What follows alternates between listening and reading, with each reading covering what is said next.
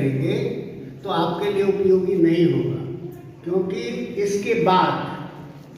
इसके बाद हमारे विभागाध्यक्ष इसको बुक फॉर्म में पब्लिश्ड होगा, जो कि आपकी ये आर्टिकल उसमें आएगी, और वह ISBN नंबर होगा जो रिसर्च स्कॉलर के लिए या लेक्चरर के लिए, जो असिस्टेंट लेक्चरर हैं उनको भी प्रमोशन में काम देगा कि आपने 4 साल में क्या किया, कहाँ आपकी आर्टिकल पब्लिश्ड हुई, कहाँ आपका पेपर पब्लिश्ड हुआ। उसके आधार पर उनको सीनियर लेक्चरर में, फिर उसके बाद तब वो एसोसिएट में जाते हैं, और उसी तरह से हमारे रिसर्च स्कॉलर के लिए भी वह उपयोगी है, क्योंकि आप जब इंटरव्यू देने जाएंगे तो आप में कितना पेपर है, क्या है, उससे संबंधित पूछेंगे। जब आपका बायोडाटा रहेगा उसमें से आप पूछेंगे कि भाई आपने ये पेपर कहाँ है पब्लिश्ड, तो वह जो है सो ISBN नंबर के द्वारा जनरल पब्लिश्ड है, उसका कोई महत्व नहीं है।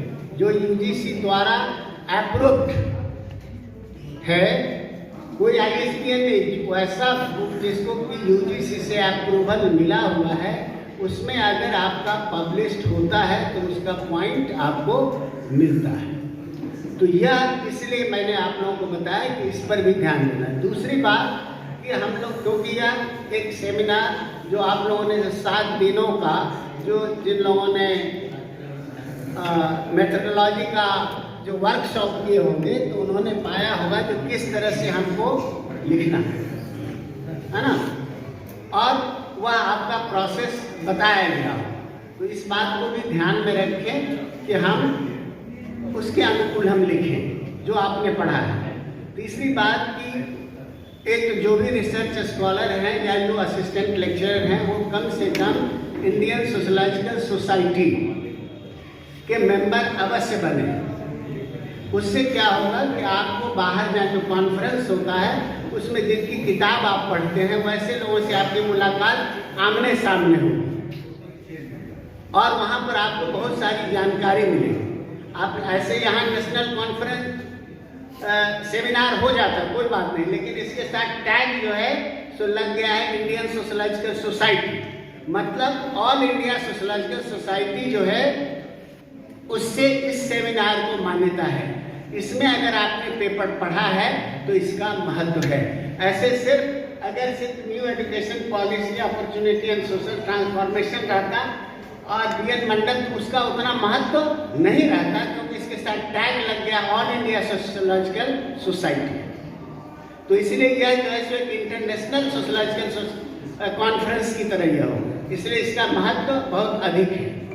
इसलिए आप लोगों को इस बात को ध्यान में रखना है, और उससे क्या होगा कि ऑल इंडिया सोशोलॉजिकल कॉन्फ्रेंस में जाएंगे तो 1-2 बार जाएंगे, इसमें से बहुत सारे लोग हैं जो उस कॉन्फ्रेंस में जाते रहे हैं और अभी भी जाते हैं, हाँ, तो उसका मेंबर आप अवश्य बनिए। फिर बिहार सोशोलॉजिकल सोसाइटी का भी फॉर्मेशन हो गया है, अब उसका भी अब जो है सो मेंबरशिप ड्राइव चलेगा, आप लोग उसके मेंबर होंगे। तो इसी तरह से कभी इस यूनिवर्सिटी में कॉन्फ्रेंस होगा, कभी जैसे अन्य स्टेट में होता है, तो वह भी आपको प्रारंभ होने वाले हैं। और आप लोग जो रिसर्च स्कॉलर है, इससे जुड़ने से क्या होता है कि आप इंटरव्यू में जाएंगे तो वही टीचर आए हुए हैं जिनसे आपका आमना सामना कॉन्फ्रेंस में हुआ है, चाहे ऑल इंडिया कॉन्फ्रेंस में हो या बिहार से।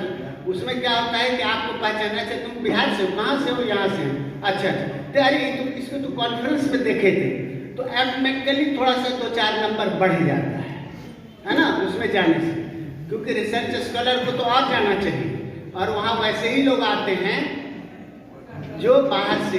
तो ये सब कुछ प्लस पॉइंट है जो आपके लिए उपयोगी है। इसलिए मैंने आपसे कहा कि इन सारी बातों को भी ध्यान में रखना है, और जहाँ भी सेमिनार हो, कॉन्फ्रेंस हो, कोशिश कीजिए कि हम जाएं, नई जानकारी मिलेगी। नहीं, यही आप आए होंगे, बहुत सारी बातें आप लोगों को मिला होगा, है ना। तो इसलिए यह आज का पेपर सभी अप टू मार्क हैं, अच्छे हैं। थोड़ा सा रिसर्च मेथोडोलॉजी का उपयोग कम हुआ, है ना, जो हमने सब लोगों ने उसका हम तारतम्य जोड़ा।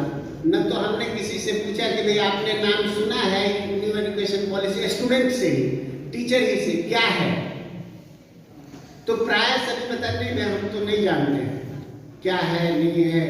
तो आपको लगता है कि अभी तक हमारे टीचर भी